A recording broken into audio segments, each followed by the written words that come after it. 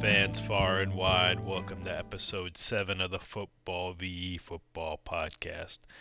Today we're going to be talking about NFL fantasy football. We're going to be discussing the Week 3 PPR most valuable pickups. So essentially, these are the players that I feel are most valuable throughout the season in fantasy football, and I think most leagues are point per reception at this point. So we're going to take a look at the 19 most valuable PPR pickups for Week 3. We're going to base this on four criteria, weighed based on importance. So the first is receptions, obviously. The most important, it gauges the ability to catch the ball, and it gauges quarterback accuracy. It also gauges involvement in the offense, pretty much all the relevant statistics. So the second criteria is targets, which gauges involvement in the offense. The third is reception percentage. Uh, the higher the percentage means the player is not dropping passes and his quarterback is accurate, or at least to him. And the fourth is availability in fantasy leagues. So we're going to do a 9 reception minimum. That's why we have 19 instead of 20. So we're going to go ahead and get started here with number 19. And that is Nelson Aguilar, wide receiver for the New England Patriots. So Nelson has 9 receptions, 11 targets, so 82% reception percentage. He's only owned in 2% of fantasy leagues. So he's very widely available. You can probably go out and get him. He's in an offense that hasn't been doing too well so far, but is looking to continue to improve. So Nelson Aguilar, number 19 here. At number 18, we have Zay Jones, wide receiver from the Jacksonville Jaguars. So he has 9 receptions on 13 targets, so 69% reception percentage. He's only owned in 12% of fantasy leagues, so he's available in 88%. He showed a lot of promise in the past, and he's in an offense now that is going to give him more opportunity in Jacksonville. So Zay Jones at number 18. And number 17, Gerald Everett, tight end for the Los Angeles Chargers. So he has 9 receptions on 14 targets, so 64% reception percentage. He's owned in 58% of leagues, so he's available in 42%. He's been, I think, the most used tight end in the Chargers offense. I remember him from the Seahawks last year. He has his ups and downs. When he's good, he's really good. When he's not good, he kind of falls off. But I think Justin Herbert is just a quarterback to continue to get him involved. So at number 17, Gerald Everett. Moving to number 16 here, a guy that not many guys knew about, especially going into the season, Richie James, wide receiver for the New York Giants. So he has 10 receptions on 12 targets, so 83% reception percentage. He's only owned in 1% of leagues. He's very widely available, 99%. And he's benefiting from a couple of guys being in Brian Daboll's doghouse. You're talking about Kadarius Toney and Kenny Golladay, but he's really taking advantage of his opportunity. And if he keeps this up, he's going to continue to get targets. So at number 16, Richie James. At number 15, we have J.D. McKissick, the running back from the Washington Commanders. So he has 10 receptions on 10 targets, so 100% reception percentage. He's owned in only 24% of leagues, so he has 76% availability. This guy, when you do something like that, when you catch all 10 passes that are thrown at you, you gained a lot of confidence from the quarterback. So he's going to continue to thrive in this offense, I believe. So J.D. McKissick at number 15. At number 14, we have Noah Brown, wide receiver for the Dallas Cowboys.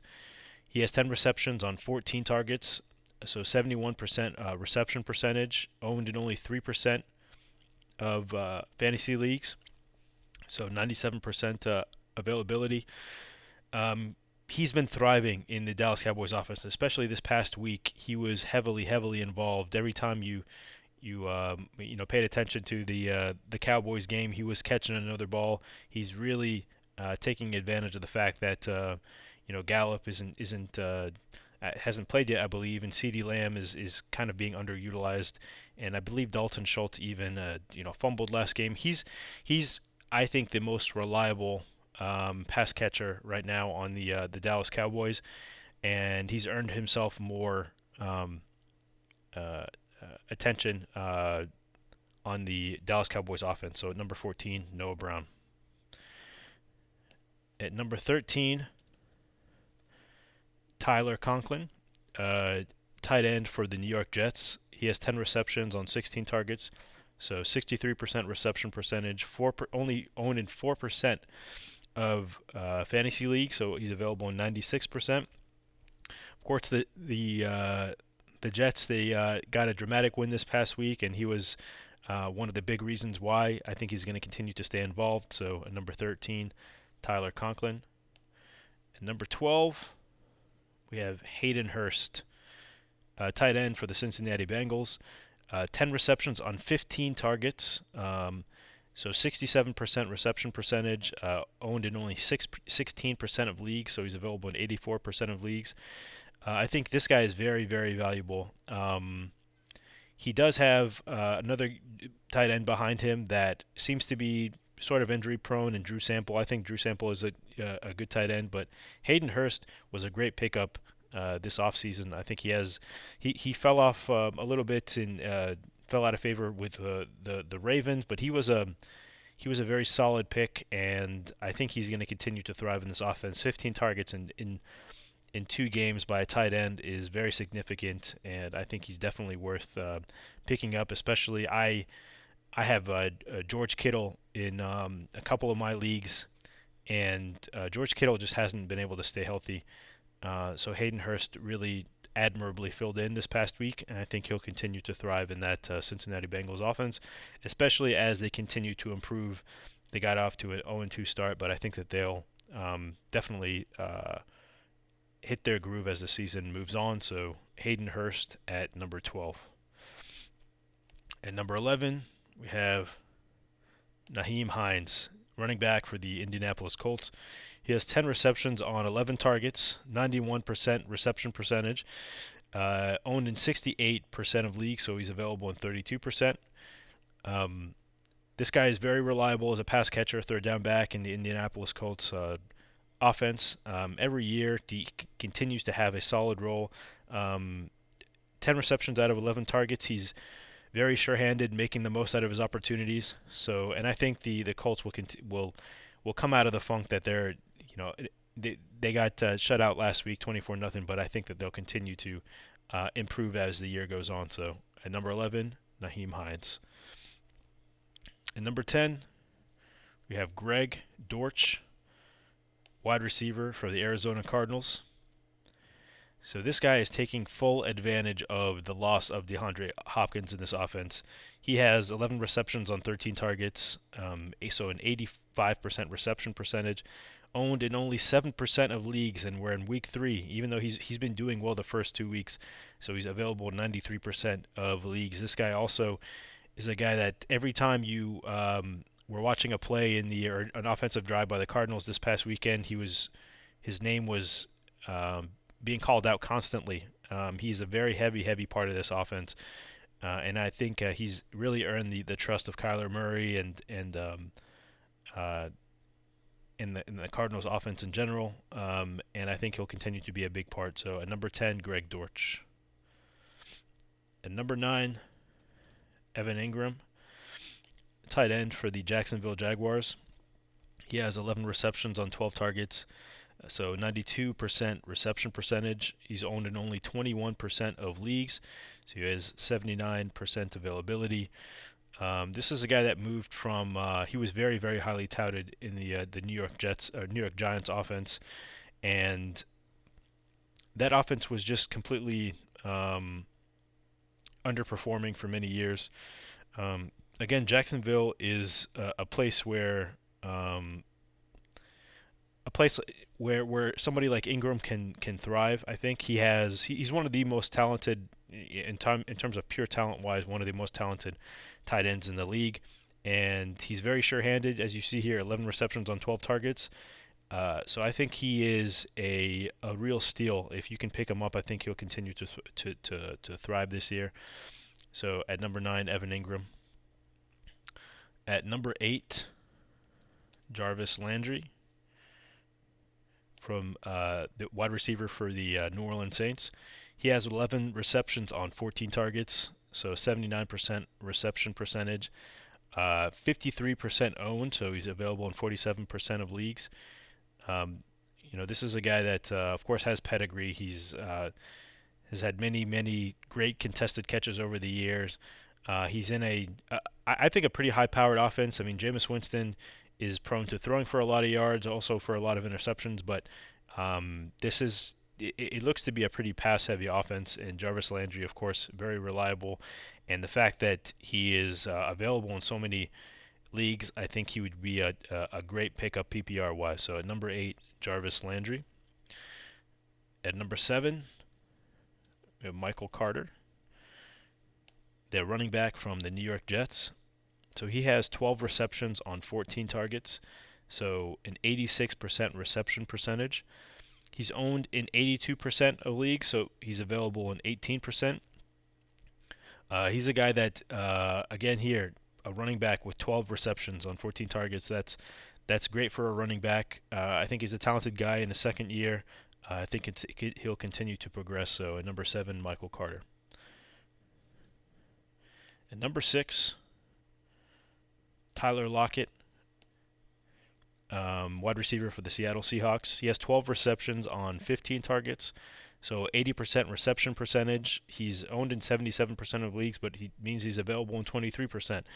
Um, the Seattle Seahawks receivers with Geno Smith, who I think is one of the worst quarterbacks in the league, admittedly, going into the draft and into the year, there was not a lot of hope in Tyler Lockett or any of these Seattle Seahawks receivers doing well. Even DK Metcalf, I mean, he was ranked pretty low in the receiver rankings, just because of Geno Smith. And the same thing here, as evidenced by how many leagues Tyler Lockett is available in. If he was on pretty much any other team, especially teams with a top 10 quarterback, he would be definitely not as available as he is. There's a chance Geno continues to get comfortable in this offense, or maybe even Drew Lock enters to become the QB1 for the Seattle Seahawks. But there is no doubt Tyler Lockett is a extremely talented receiver, and if he's available, you should definitely pick him up. So at number 6, Tyler Lockett. At number 5, we have Garrett Wilson from the wide receiver for the New York Jets. He has 12 receptions on 22 targets, so that's a 55% reception percentage. He's owned in 26% of leagues, so that means he's available in 74% of leagues. This is a guy that, similar to Tyler Lockett, is in an offense with a poor quarterback. Joe Flacco has been in there for the first couple weeks while Zach Wilson continues to recover. And that's evidenced by 22 targets.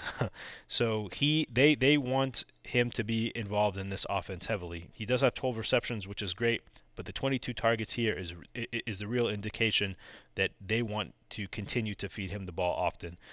And as Zach Wilson gets healthy and starts to come back, I think that the receptions will definitely go up. So at number 5, Garrett Wilson. At number 4, I think probably a bit of a surprise here, Tyler Higbee, tight end for the Los Angeles Rams. He has 12 receptions on 20 targets. He has a 60% reception percentage. He's owned in 68% of leagues, so he's available in 32%. You do not often see a tight end get 20 receptions or 20 targets over 2 weeks. You're talking about 10 targets a week. He's absolutely a safety blanket for Matt Stafford, who had elbow issues going into the season. It looks like that's something that's going to be persistent for him. So guys like Higbee and Cooper Kupp, it looks like are going to be a lot more involved in this offense than uh, guys that are better at running deep like Allen Robinson. That's just kind of how it's turned out this year so far. And to get those 12 receptions, he's earning the trust of Matt Stafford. So at number 4, Tyler Higbee. At number 3, we have Jakobi Meyers, wide receiver for the New England Patriots. He has 13 receptions on 19 targets, so a 68% reception percentage. He's owned in 36% of leagues, so he's available in 64% of leagues. This is another guy in the New England Patriots offense. It seems like not a lot of guys in that offense are getting picked up in fantasy, but these are guys that are getting looks. I mean, 19 targets in a game on 13 receptions. In PPR, that is valuable. And I think that just like in most other offenses in this league, as the year goes on, there will be improvement. There will be more familiarity with Mac Jones with his receivers, and you can definitely see an ascension from Jakobi Meyers. So at number 3, Jakobi Meyers. At number 2, we have the Drake London, wide receiver, Atlanta Falcons. So similarly, he has 13 receptions on 19 targets, so a 68% reception percentage. He's owned in 81% of leagues, so it means he's available in only 19%. So this is a guy that you can still get him now, but you gotta go and get him before he's taken in all leagues. I mean, this guy, he definitely showed a lot this past weekend in his game against the Rams. He looks to be their number 1 receiver. This offense doesn't seem to want to get Kyle Pitts involved, and I'm not sure why. They may incorporate him more. That there's a lot of talk about him not being incorporated, but Drake London is just an extremely skilled guy, and if he's available, he's going to give you a lot of points. I think he's going to give you a lot of touchdowns in addition to the receptions that he's getting. So definitely go out and grab him. Number 2, Drake London. Finally, at number 1, we have Curtis Samuel, wide receiver, Washington Commanders. This guy has 15 receptions on 20 targets in the first 2 weeks. So that's a 75% reception percentage. He's 70% owned, which means he still has 30% availability in leagues. This guy's being heavily targeted by Carson Wentz. He seems to be used in a similar way as Deebo Samuel is. This guy's really emerged. I didn't really expect this from him this year. I thought McLaurin would be more involved. It looks like also Jahan Dotson is involved. There seems to be some even distribution in this offense, but with a lot of the quick passes and stuff like that, it looks like Curtis Samuel is being really favored. He also seems to be a favorite of Ron Rivera, who was who had him in Carolina, and that's carried over into Washington. So the number one PPR most valuable pickup is Curtis Samuel. So just to recap this list here, at number 19 we have Nelson Aguilar, number 18 Zay Jones, number 17 Gerald Everett, number 16 Richie James, number 15 J.D. McKissick, number 14 Noah Brown, number 13 Tyler Conklin, number 12 Hayden Hurst, number 11 Naheem Hines, number 10 Greg Dortch, number 9 Evan Ingram, number 8 Jarvis Landry, number 7 Michael Carter, number 6 Tyler Lockett, number 5 Garrett Wilson, number 4 Tyler Higbee, number 3 Jakobi Meyers, number 2 Drake London, and your number 1 PPR most valuable pickup for week 3 is Curtis Samuel. So that will bring episode 7 to a conclusion. Go ahead and hit those waiver wires and hit them hard.